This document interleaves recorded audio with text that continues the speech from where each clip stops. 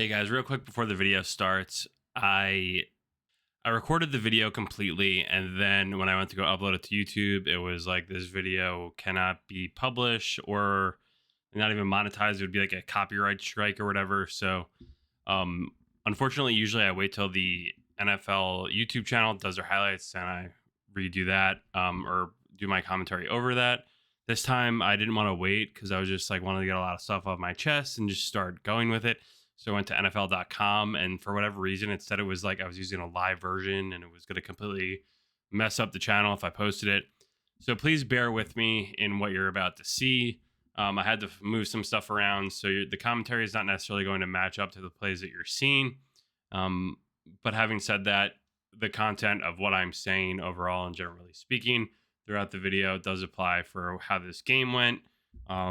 So thanks. Please bear with me there, and thanks for watching. What is going on, you guys? It's your boy Average Bob, and in today's video, we're going to recap the Eagles beating the Giants 28-3. Absolute lifeless effort from the Giants in this one that led to Daniel Jones getting benched in the third quarter. Saquon had his complete revenge game. I don't even know if like revenge level would be like Gladiator, or The Patriot, or any movie where someone comes back and comes for full revenge and violence, and that's what Saquon Barkley brought. 17 for 176 and a touchdown, and completely was embracing the boos and everything. Honestly, at the end of the day, the team that should be booed is the team that was in blue that only scored 3 points. Another game where Daniel Jones does absolutely nothing. He's benched halfway through the third. Drew Lock doesn't do much. I think the season just kind of absolutely got tanked when Andrew Thomas went hurt. And then I don't know, maybe this team just and this coach and this GM just aren't worth a damn anyway. But let's just talk through some of the highlights here. I've never done it on the actual NFL.com website. I don't know if this is the format for how it always looks. But first and foremost, coming out in this game, the Giants defense was playing pretty good to start. You know, they didn't give up many points until the second quarter. And all right, whatever. It is what it is. It's what we have to do because it's not on YouTube yet. 3rd and 6. I mean, Azudu. Let's talk about Joshua Azudu. He's a guy who in college played guard, and then in last year he was forced trial by fire to play tackle. You know, I'm more pissed off that Evan Neal was selected at the pick that he was and is inserviceable at this point in his career, where he can't even beat a guy who never even played this position until he got here last year.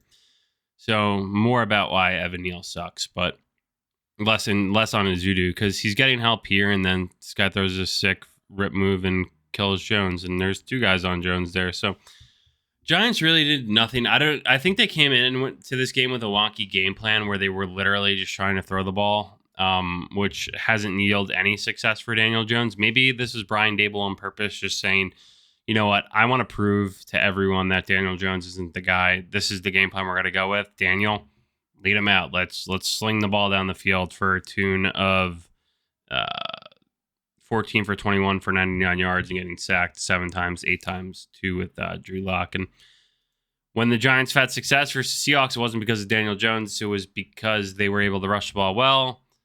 Nice sack here from Burnsy, who got hurt later in the game here. Yeah, and the defense is playing good, man. But eventually they just get to a point where it's just like I don't know, bend don't break situation, and eventually you just break. 3rd and 3. Jones sacked again. Let's see where this came from here. Here you go. Pretty much your base 4-3. Or a little dime look.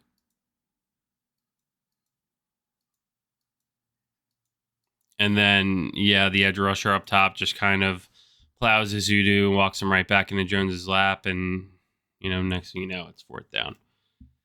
2-4, 2-5. The New York Giants, man, they are not where they need to be. The D is good, man. Like, I don't think the D is the problem. It's when we look at play-by-play from a drive perspective. I mean, going back to the top, You go punt, punt, punt, or 4 plays punt, 4 plays punt, 3 plays punt, 6 plays punt, 3 plays negative yards punt, 3 plays negative yards punt, 10 plays field goal.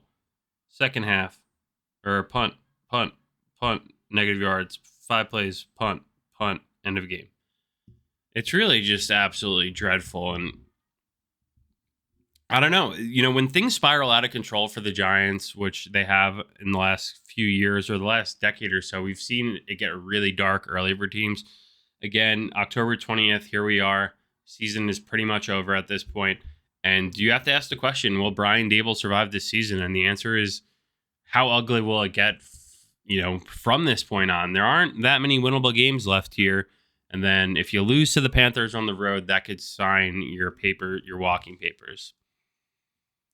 And you knew too, like the second they were getting down here in the red zone, they were going to just force it to Snaquon as much as possible, which, they probably needed to do because Sirianni's a freaking a-hole. And that's just what they want to do, is let Snaquon have his stamp game versus this terrible Giants team. 3rd and 11, sacked again from the right side. Didn't really matter who it was.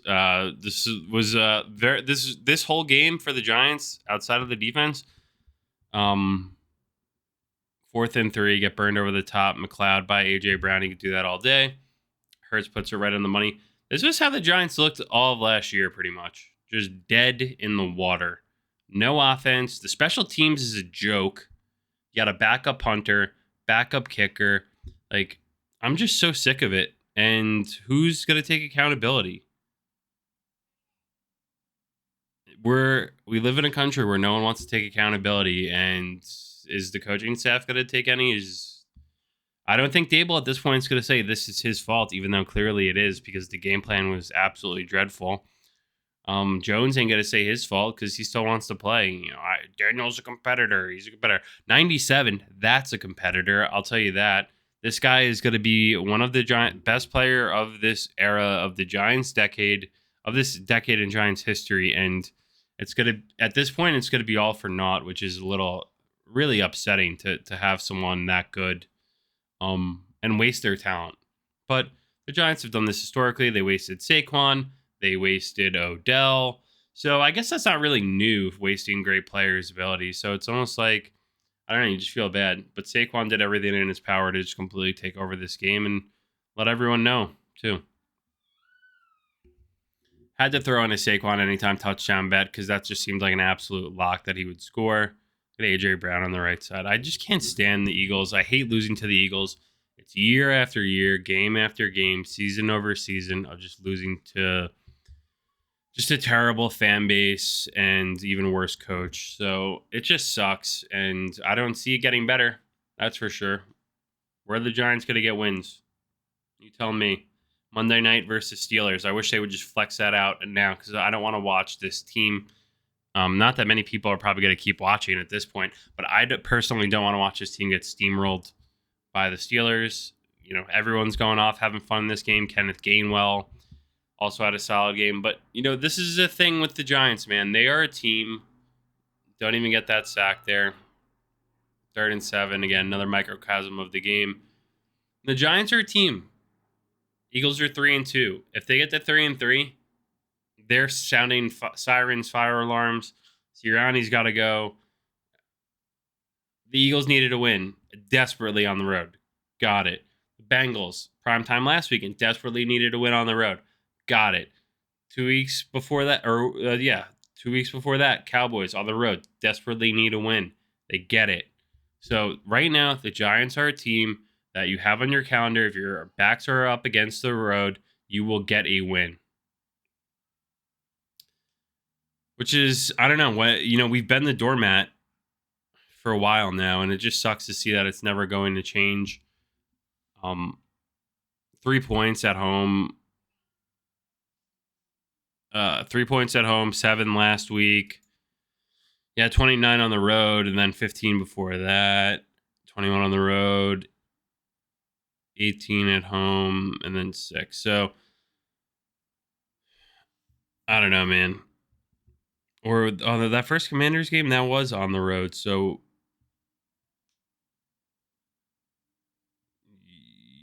I don't even. Do you have one? Did the Giants score against the Cowboys? No, because they kicked off field goals. I don't even know if the Giants scored a touchdown at home this season, honestly.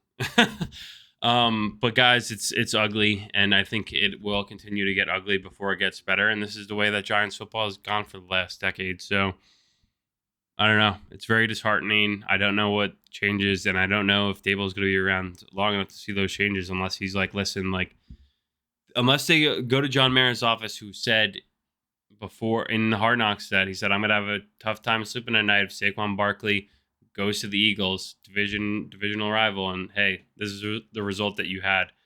Guy on a better team, better offensive line, runs the ball in your throat, makes you all look pathetic for not re-signing him. Your quarterback that you chose to give a boatload of cash to looked absolutely dreadful. I honestly, I wouldn't. I was kind of half joking about Tommy DeVito playing this year, but honestly, like, I would rather see him play. At least he was fun. Like, Daniel Jones is just so uninspiring for a year 6 quarterback who stares down all of his wide receivers. They run these stupid, like, Daniel Jones running plays designed for him like he is Josh Allen. Let me tell you one thing about Brian Dable and Joe Shane coming from the Bills. Clearly, they were not the ones making Josh Allen into the player that he is, because I think he would have been completely fine regardless of them and their system. So let's make that clear. And Josh Allen should, they should be thanking Josh Allen and kissing his shoes for giving him a job, getting him a job, because it seems like Josh Allen would have been completely fine without them. And you run these plays with Daniel Jones like he's Josh Allen, which is bullshit. So I don't know. Let me know what you guys think in the comments. Is the season over? Do the Giants have any chance whatsoever? Does Dable even last all season? Thank you guys for watching.